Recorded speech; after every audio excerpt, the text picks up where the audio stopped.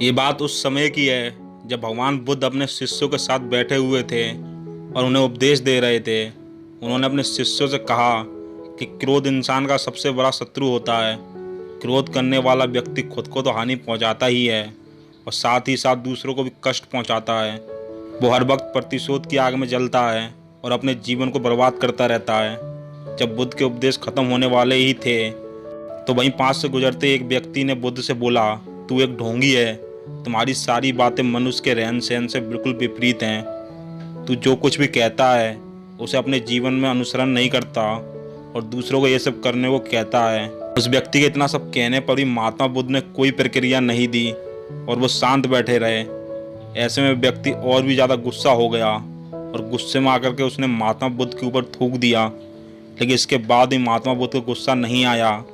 वो शांत थे। उन्होंने अपना मुंह पोंछा और ध्यान मुद्रा में बैठ गए। ये सब देखकर उस व्यक्ति को कुछ समझ में नहीं आया कि वो क्या करें। फिर गुस्से में उस जगह को छोड़कर वो व्यक्ति अपने घर को चला गया। जब वह अगली सुबह उठा तब उसका दिमाग शांत हो चुका था। दिमाग शांत होते ही उसे ये एहसास हुआ कि उसने गुस्से में क्या कर दिया, कितनी बड़ी गलती कर दी। वो खुद को मन ही मन में कहने लगा कि मुझसे ये पाप कैसे हो गया। मैंने महात्मा बुद्ध का अपमान किया है, मुझे जाकर के उनसे क्षमा मांगनी होगी। ये कहकर के वो तुरंत भगवान बुद्ध के पास चला गया। लेकिन जैसे ही वापस उस स्थान पर पहुंचता है तो वहाँ उसे बुद्ध नहीं मिलते।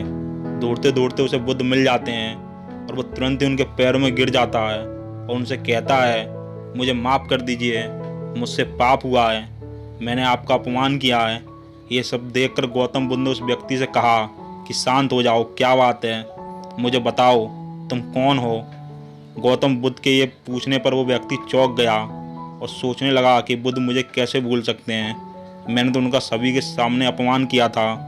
कुछ सोचने के बाद उसने महात्मा बुद्ध से कहा कि मैं वही व्यक्ति हूँ जिसने कल आपका अपमान किया था और आप इतनी जल्दी भूल गए।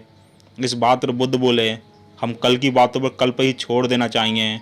वो अच्छा हो या फिर बुरा, उसके बारे में बार बार विचार नहीं करना चाहिए।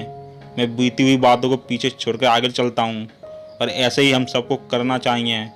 महात्मा बुद्ध की ये बातें सुनकर व्यक्ति उनसे बहुत प्रभावित हुआ और बुद्ध को अपना गुरु मानकर उनका शिष्य बन गया।